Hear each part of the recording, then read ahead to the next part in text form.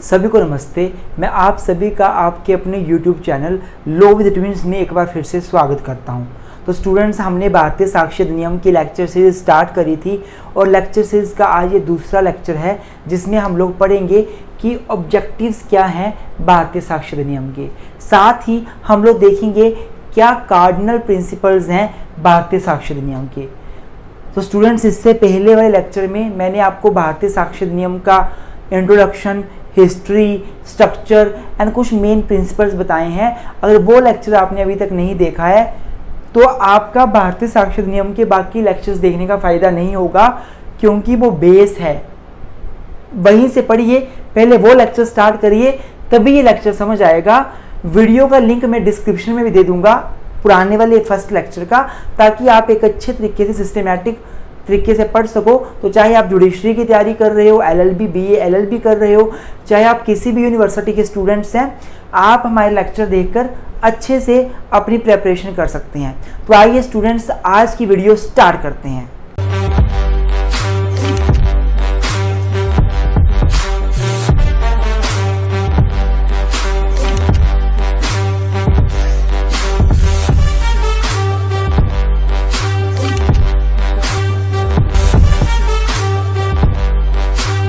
तो स्टूडेंट्स, अब अगर बात की जाए कि ऑब्जेक्टिव्स क्या हैं भारतीय साक्षी अधिनियम के, तो सबसे पहला ऑब्जेक्टिव है it is an act to consolidate and to provide for general rules and principles of evidence for fair trial. सबसे पहला जो ऑब्जेक्टिव है भारतीय साक्षी अधिनियम का वो ये है कि जो साक्ष्य या एविडेंस के रिगार्डिंग डिफरेंट रूल्स थे, उन सभी को कंसोलिडेट करना, उन सभी को एकत्रित करना और जनरल रूल्स और प्रिंसिपल्स प्रोवाइड करना एविडेंस को लेकर, ताकि फेयर ट्रायल हो सके। भारतीय साक्षी अधिनियम इसीलिए आया कि फेयर ट्रायल हो सके, इसके लिए कैसे कैसे एविडेंस लिए जाएंगे उसके रूल्स प्रोवाइड करना। इसके अलावा to make law of evidence on the line of current scenario of the society. आपको पता है इंडियन एविडेंस एक्ट 1872 को लागू हुआ था। 1872 के बाद 2020, 21, 22, 23 तक इतना सोसाइटी चेंज हो गई है कि अब इंटरनेट आ गया है, वाईफाई आ गया है, मोबाइल फ़ोन आ गया है, टेक्नोलॉजी आ गई है। ये न्यू जो चीज़ें हैं, इन सभी के रिगार्डिंग एविडेंसेस में रूल्स नहीं थे। जो पुराना एविडेंस एक्ट था या जो रूल्स ऐड किए गए थे अमेंडमेंट के जरिए, वो बड़े ही धुंधले थे, एम्बिग्यूस थे, क्लियर नहीं थे, सिस्टमैटिक नहीं थे। इसलिए जो भारतीय साक्ष्य अधिनियम है उसका पर्पज़ है कि जो एविडेंस का कानून है उसको सोसाइटी की करंट सिनेरियो के हिसाब से बनाना। आई होप आपको समझ आ रहा होगा मैं क्या बोलना चाहता हूँ। एक और बड़ी महत्वपूर्ण बात बता दूं आपको, अगर आपको भारतीय साक्ष्य अधिनियम के नोट्स चाहिए, कॉम्प्रिहेंसिव नोट्स हमारे पास, डिटेल्ड में नोट्स आपको अच्छे से, आप कम्पिटिटिव एग्जाम की तैयारी कर रहे हो, LLB BA LLB कर रहे हो, आप किसी भी एग्जाम की तैयारी कर रहे हो, नोट्स लेने के लिए आप हमारे व्हाट्सएप नंबर 9816492276 9816634276 इस पे मैसेज कर सकते हैं। और ये व्हाट्सएप नंबर है, आप कॉल भी कर सकते हैं, कोई दिक्कत नहीं है, कॉल में भी हम आपको डेफिनेटली हेल्प करेंगे। और आप हमारे इजी लैंग्वेज में खुद मेहनत से बनाए हुए 4-4, 5-5 रिसोर्सेज से इकट्ठा करके एक डाटा हमने जो तैयार किया है, हैंड रिटन नोट्स भी अवेलेबल है और टाइप भी अवेलेबल है। ऐसा भी नहीं है कि हमने कॉपी पेस्ट नेट से किया और हो गया, हमने खुद रिसर्च करके खुद हाथों से नोट्स बनाया है, फिर उसको टाइप करवाया हुआ है। तो आपको नोट्स मिल जाएंगे हमसे इजी लैंग्वेज में और बहुत ही बढ़िया, एक तरह से एग्जाम में काम आने वाले। तो आप हमसे नोट्स भी बाय कर सकते हैं। दूसरा पर्पज़ ये है कि कानून को करंट सिनेरियो के हिसाब से बनाना। तीसरा है to overcome from difficulties arose due to old law of evidence in the country by introducing the new अधिनियम। तो आपको पता है जो पुराना वाला लॉ था ना, उस पुराने वाले लॉ की वजह से बड़ी डिफ़िकल्टीज आ रही थी, बहुत प्रॉब्लम्स आ रही थी। बहुत जगह पे पुराना लॉ सोसाइटी के नीड के हिसाब से पूरा नहीं बैठ रहा था। सही नहीं बैठ रहा था, स्टिक नहीं बैठ रहा था, इसलिए there was a need to overcome the difficulties by introducing some new laws. That's why Bharatiya Sakshya Adhiniyam was enacted with the objective to overcome the difficulties that were created by the evidence act and to make the law as per the scenario of society. अगला है to provide for the relevancy of facts and to save the time of court. देखो ना, आप खुद सोचो कि अगर ये भारतीय साक्ष्य अधिनियम नहीं होता तो कोर्ट का बड़ा टाइम वेस्ट होता। हर कोई व्यक्ति कोर्ट में आकर हर कोई बात बोलता, हर कुछ बताता, चाहे वो रेलिवेंट होती नहीं होती, किसी को कोई फर्क नहीं पड़ता। फॉर एग्जाम्पल एक विटनेस कोर्ट में गवाही देता कि वो खाता क्या है, पीता क्या है, रहता कैसे है, जिसका मर्डर हुआ उसके साथ उसका क्या ताल्लुकात था, वो क्या खाता था, वो क्या पीता, हर कुछ बंदा बकवास करता कोर्ट में आकर। लेकिन हमारा भारतीय साक्ष्य अधिनियम कोर्ट का टाइम सेव करता है इस तरीके से कि भारतीय साक्ष्य अधिनियम बोलता है कि आपने जो सबूत देने हैं वो कभी केवल और केवल रेलिवेंट फैक्ट के देने हैं, जो जरूरी तथ्य हैं, जो सुसंगत तथ्य हैं, रेलिवेंट फैक्ट हैं, उनके आपने सबूत देने हैं। और वो रेलिवेंट फैक्ट क्या हैं? ये भारतीय साक्ष्य अधिनियम सेक्शन 3 से लेकर 50 तक बता देता है। अर्थात भारतीय साक्ष्य अधिनियम का पर्पस ये है कि कौन से फैक्ट रेलिवेंट है उसकी लिस्ट देना, उसकी लिस्ट प्रिपेयर करके देना लोगों को, ताकि जो लोग सबूत देंगे वो केवल और केवल उन्हीं फैक्ट्स के रिगार्डिंग सबूत दें और इररेलेवेंट बातें कोर्ट में ना बोलें। अगला है to provide for how the facts will be proved. देखो, एक चीज रेलिवेंट है मान लीजिए सपोज, लेकिन वो रेलिवेंट चीज आप कोर्ट में प्रूव कैसे करोगे? बातों से बात प्रूव हो जाएगी। मान लीजिए एक व्यक्ति है, वो बोलता है कि मैंने इससे जमीन खरीदी है, मेरे पास सेल डीड पड़ी हुई है, कोर्ट में केस चला हुआ है। एक व्यक्ति बोल रहा है मैंने जमीन बेची नहीं, एक बोल रहा है मैंने खरीदी है, वो जमीन मेरी है। तो क्वेश्चन ये है कि अगर व्यक्ति बोल रहा है मेरी जमीन है, मैंने खरीदी है, तो ये रेलिवेंट फैक्ट अगर है तो ये प्रूव कैसे होगा? जब प्रूफ की बात आती है तो भारतीय साक्ष्य अधिनियम हमें ओरल एविडेंस के बारे में बताता है, डॉक्यूमेंट्री एविडेंस की बात करता है, प्राइमरी एविडेंस की बात करता है, सेकेंडरी एविडेंस की बात करता है, ये हमें प्रिजम्पशंस की बात करता है। मतलब भारतीय साक्ष्य अधिनियम का ऑब्जेक्टिव ये भी है कि प्रोवाइड करना कि हम किसी फैक्ट को प्रूव कैसे करेंगे। आगे है to provide for who will be competent to testify। मान लीजिए कोर्ट में अब गवाहियां देने की बात आती है, सबूतों को टेस्टमनी देने के लिए लोग कोर्ट में आते हैं, तो क्या कोई व्यक्ति जो कोर्ट में आ रहा है वो गवाही देने के लिए एलिजिबल है या नहीं है, यह हमें भारतीय साक्ष्य अधिनियम बताता है। कौन गवाही देने के लिए कॉम्पिटेंट है, कौन गवाही देने के लिए कॉम्पिटेंट नहीं है? क्या बच्चा गवाही दे सकता है? क्या बूढ़ा गवाही दे सकता है? क्या वुमेन गवाही दे सकती है? क्या जज एक गवाह बन सकता है? क्या एक मजिस्ट्रेट केस में गवाह बन सकता है? क्या एक पत्नी पति के खिलाफ गवाह बन सकती है? क्या पत्नी पति के फेवर में गवाह बन सकती है? क्या पति पत्नी के फेवर में? ये सारी बातों का नॉलेज हमें भारतीय साक्ष्य अधिनियम देता है। भारतीय साक्ष्य अधिनियम का ऑब्जेक्टिव है कि यह बताना कि कौन व्यक्ति कॉम्पिटेंट है गवाही देने के लिए।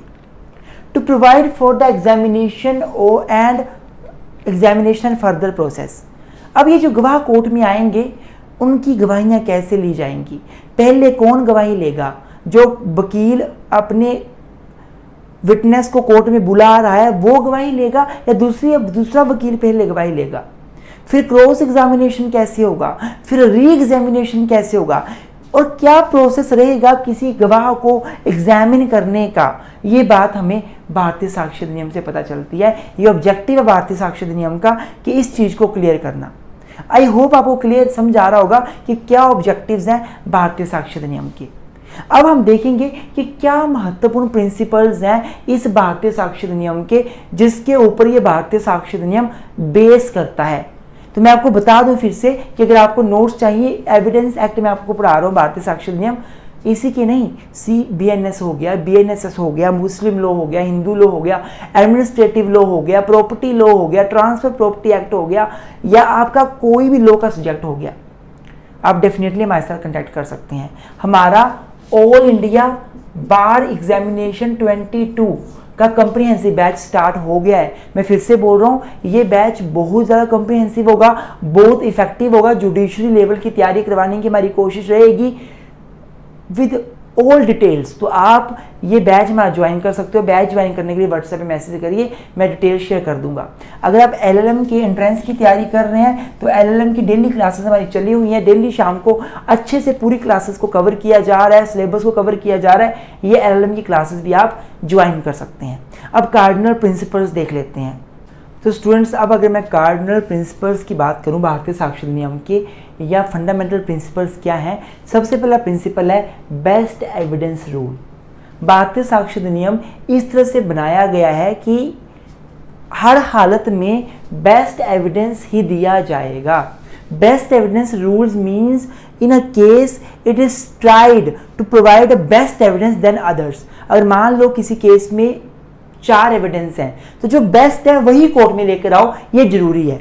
एग्जाम्पल के तौर पे ये जो हमारा भारतीय साक्षर अधिनियम है, यह बोलता है कि अगर मान लीजिए आपके पास कोई प्राइमरी एविडेंस है और उसका सेकेंडरी भी आपके पास अवेलेबल है, कोई आपके पास सेल डीड है, ओरिजिनल भी है, उसकी फोटोकॉपी भी है, तो आप best evidence that is primary, that is original, वो कोर्ट में लेकर आओ, ना कि उसकी कॉपी।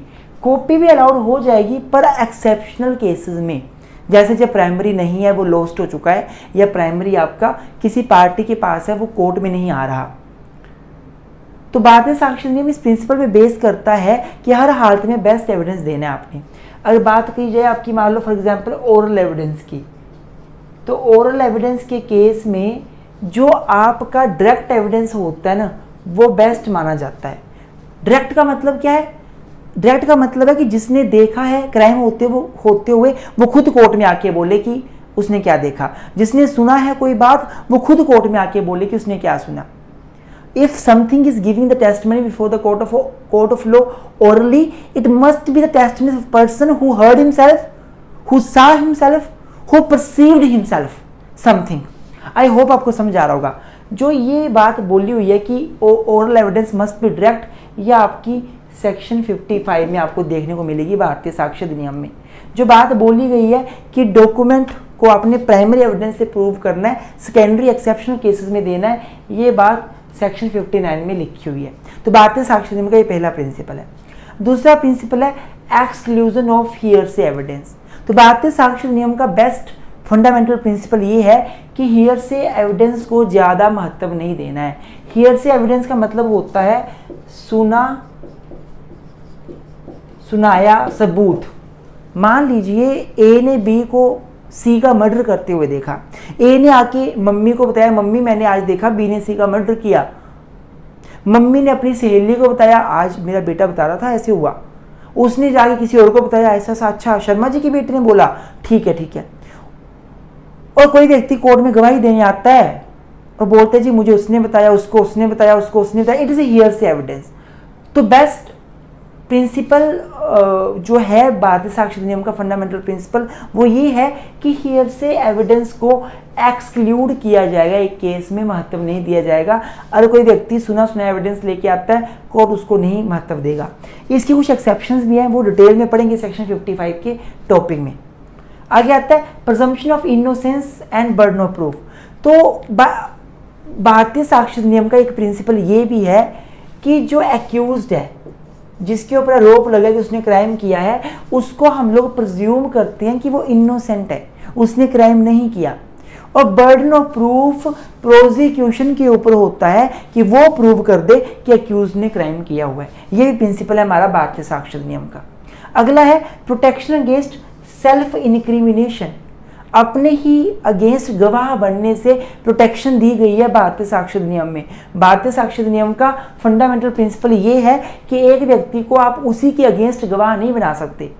इसके बारे में तो आपने आर्टिकल नंबर 20 के क्लोज 3 में पड़ा हुआ है। भारतीय संविधान, इंडियन कॉन्स्टिट्यूशन के आर्टिकल 20 क्लोज 3 में बोला गया है कि एक व्यक्ति को उसी के अगेंस्ट आप गवाही देने को नहीं बोल सकते। जैसे मान लो मैं अक्यूज्ड हूँ, तो मुझे ये नहीं बोला जा सकता कि तुम बोलो तुमने क्राइम किया है। इसी चीज को मद्देनजर रखते हुए हमारे भारतीय साक्ष्य अधिनियम में कन्फेशन का कंसेप्ट ऐड किया गया है, जिसमें बोला गया है कि एक व्यक्ति को आप जबरदस्ती नहीं बोल सकते कि तुम मानो तुमने ही क्राइम किया है।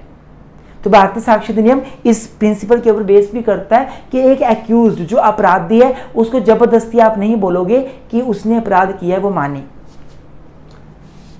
मॉडर्नाइज्ड इलेक्ट्रॉनिक रिकॉग्निशन, देखो अब इलेक्ट्रॉनिक रिकॉग्निशन मिल गई है, इलेक्ट्रॉनिक सबूतों को मान्यता मिल गई है। भारतीय साक्ष्य अधिनियम का एक प्रिंसिपल ये भी है कि जो ई एविडेंस है उनको मान्यता देनी। जो आपका इलेक्ट्रॉनिक सबूत है, जैसे कोई फोटोग्राफ हो गया, कोई वीडियोग्राफी होगी, उसको महत्व देना, उसको मान्यता देनी, ये भी भारतीय साक्ष्य अधिनियम का कार्डिनल प्रिंसिपल बन चुका है।